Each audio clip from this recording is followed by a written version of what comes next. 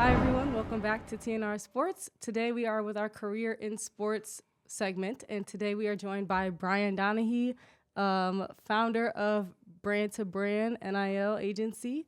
Want to introduce yourself? Yeah, of course. So my name is Brian Doneghy. I'm a University of Dayton graduate and University of Cincinnati graduate as well. Played football at both schools and the founder of Brand to Brand Sports Group. All right. So starting off, you were born and raised in Cincinnati. Went to Sycamore High School. When you were growing up, did you always have a passion for football? Yes, I've actually been playing football since I was 5 years old. It's always been something that our family has always grown up on. So me being able to play at a young age was definitely a blessing and definitely helped me shape my career path going forward. So you said you come from like a sports-oriented family. So was football like your only sport that you did, or did you try different sports growing up? So actually, football wasn't my first sport. My first sport was actually soccer. I started that around 3 or 4 years old. I actually stopped playing soccer to play football. I realized soccer kind of wasn't my thing, and lo and behold, football wasn't either. I have a story of me growing up, and I think through the ages of 5 through 8, I just essentially would go to football, be excited to go to practice, and then as soon as it was time for us to actually hit and make contact, I would just step out. It was never my goal to really be hit, so I'd always try to get out of those hidden drills as much as I could. So when did you realize that you could play football on a collegiate level? I think it came down to around my junior year of high school. I think it's everyone's aspiration as a young athlete to eventually make it to that level, and I was blessed to be able to. But I think my junior year is when I actually realized that I could do it. I think it was around my sixth or seventh game of my junior year. I took over as the official starting running back at Sycamore. In around 6 or 7 games, I had around 1,500 yards and 15 touchdowns. And from that point on, I had a lot of college interest, and it made me realize that, okay, maybe my dream actually is possible. So for your undergrad career, you played at Dayton and you got your degree in entrepreneurship. Did you always know at that time that you wanted to create a sports marketing agency? That's a great question. I'm happy you asked it. Originally, when I went to school, I had originally majored in sports management.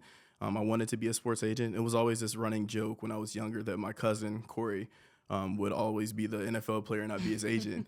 And it's actually funny because he's living out that dream right now of being an NFL player. He's playing for the Arizona Cardinals. So shout out to him. But it was my dream to be an agent going into my freshman year. And then I switched my major after my freshman year to entrepreneurship because I realized a lot of the stuff you can do with a sports degree, you can do with a business degree. And I always knew I kind of wanted to start my own business eventually.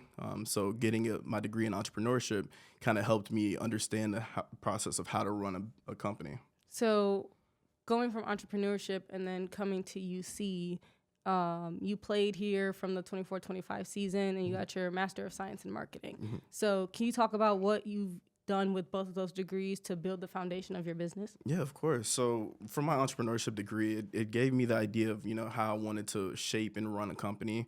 It gave me all the different financial structures, the proper tools to use in marketing, and that sort of thing. And then going forward, once I got to UC, I used that marketing degree to help me be able to market myself and market my athletes now. So using that kind of propelled me a little bit forward and, obviously being able to use it in my career. So kind of once you graduated, what did the startup look like for creating Brand to Brand? Of course. So when I first graduated, I guess technically from the end of the football season, I revisited that idea of, wanting to be an agent. And I actually interned with an agency as soon as I stopped playing football, just so I can learn how to become an agent versus being a football player. I did that for around 6 months. And then September of 2025 is when I officially started my own agency after learning from another agent how to properly do the business, how to manage the transfer portal, get different deals done for different athletes. So after that is when I officially started. So for people who might not know a whole lot about NIL, can you kind of explain what Brand to Brand is? Yeah, of course. So I'll give you the breakdown of kind of why I named it Brand to Brand. Thinking about athletes now with this new NIL rulings, athletes are brands now. They're able to represent themselves, get brand deals for themselves. So I wanted to focus on who the athlete can be, and that's a brand. And then two, connecting them to other brands, whether that be companies, businesses, and then obviously other universities in the transfer portal if that were to become a thing. So, just connecting brands to brands was kind of the idea of the name process. But as far as name, image, and likeness, it gives opportunity for athletes to, be able to voice who they are as people behind that helmet, behind that hat, behind that face mask. It allows them to basically have an identity and be able to show who they are. So when you're looking for athletes to represent, what kind of characteristics are you looking for? Of course. So when I look at guys, I obviously, love to get on the phone and be able to talk to them. I want to see what their goals are, what their dreams, their aspirations are, and see how we can work together to better suit each other. I want to make sure that as much as I want to help them, I want to make sure that, it's likewise and goes both ways as well. But I think it comes down to, a person that's determined, a person that, has aspirations, knows dreams to make it farther.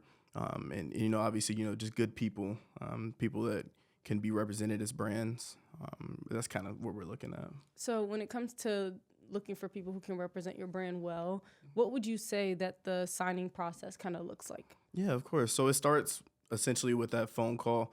And even before that, we have some type of interest, whether that be reaching out on social media. I do a decent job of, trying to do a lot of research on different athletes that are coming up and, different seasons that they've had and try to follow along and look at their social medias to see what kind of brand they represent as themselves before I even reach out to them. And then once, we reach out, I explain to them kind of who I am, my process of doing things. And, obviously me being a former athlete helps a lot in that process. And I try to explain to them that, a lot of people are going to tell you a lot of different things, but what sounds right to you? What looks like a good future for yourself, and how can I help you get to that future? And then from there, we get on the phone, talk more and build more of a relationship.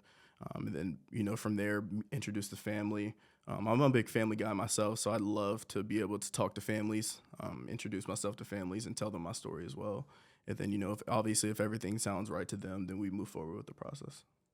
I like that you connect with them about being a former athlete and then talking to them about how you can help them reach their goals and achieve their dreams. So as someone who has also been a former athlete, now a professional and owner of your own business, what does a day in the life look like for you? It's busy. There's nights where, I don't fall asleep until 1, 2 in the morning. I'm also in the process of getting NFLPA certified. So I find time in there to be able to study as well. But, I kind of wake up. I spend most of the time, reviewing and reaching out to different companies and different brands to be able to, build that relationship for my athletes. I also spend time recruiting, whether that be doing research, looking at different statistics of different athletes that are coming up, different accolades that they had. Then obviously do some background research on them as people, looking at their character, looking at how they represent themselves on social media, doing that sort of thing. It's a lot that goes into it that people don't realize. I think it's very easy to say, hey, I want to be an agent, or hey, I want to do the NIL space, or hey, I want to represent college athletes. But there's a lot of background and a lot of dedication that it takes to actually do it versus, just actually saying that you want to do it. Mm-hmm. And you talk about, those long nights that you have and doing all of the research that's needed to have the information on these athletes. So what would you say is the most challenging part of the job? That's a good one. So I'd say not necessarily staying dedicated, but, the trusting the process aspect of it. There's different opportunities to be able to be an agent for someone else. But when you decide that you want to start your own company, I've kind of gone through this process myself of being in those trials and those tribulations.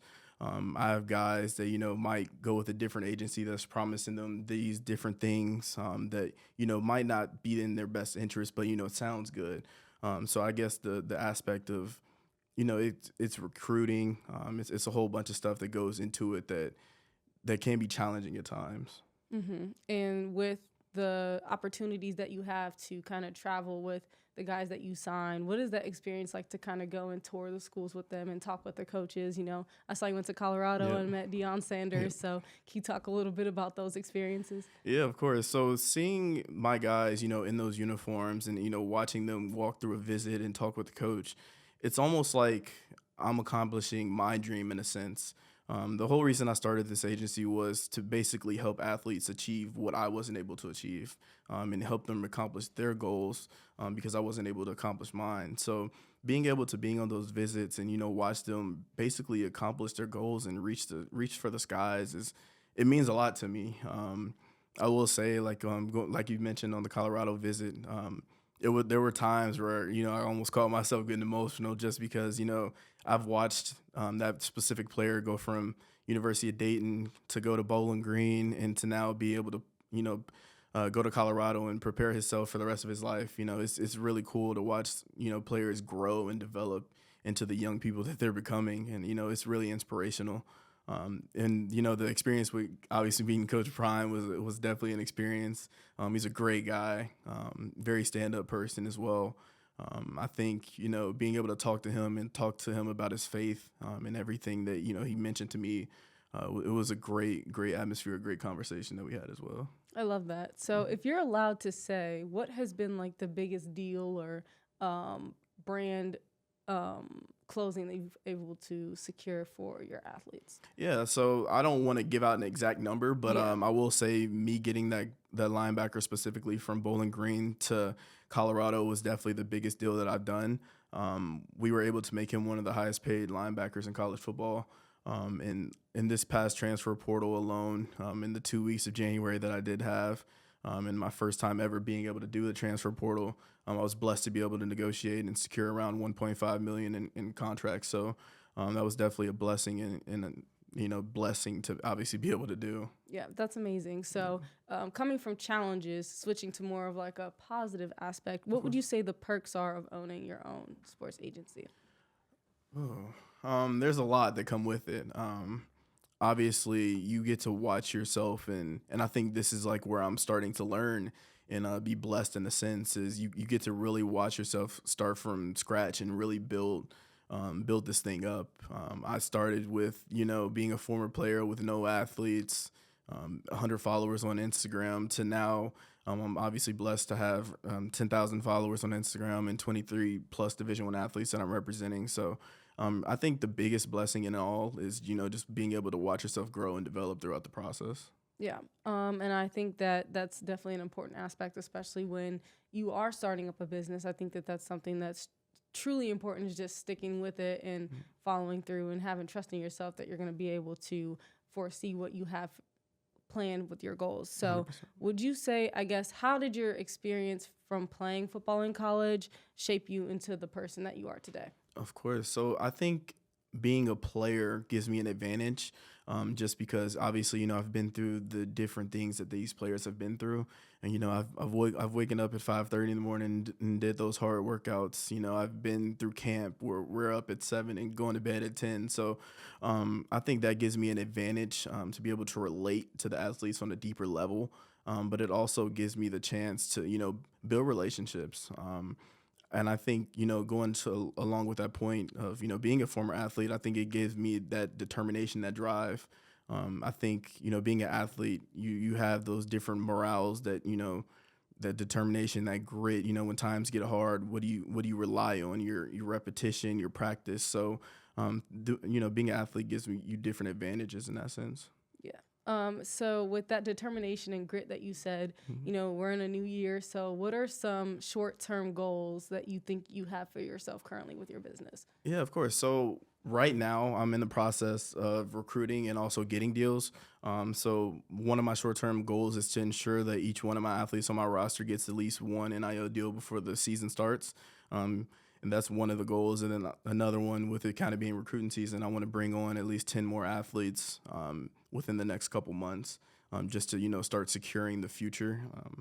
And then another goal of mine, obviously with me almost being NFL certified, is fingers crossed pass the test in July, and that'll be able to lift the business to a different standard and a different level. That's amazing. So when you say, getting new or at least having one NIL deal for each of your athletes. When you're looking at these brands, is there anything particular you're looking for as far as making sure that you can ensure that the deal matches what you're looking for your players? So yes, I obviously wanted to make sure that it matches what the players are looking for. But I kind of have like a process of how I go about finding deals for the players.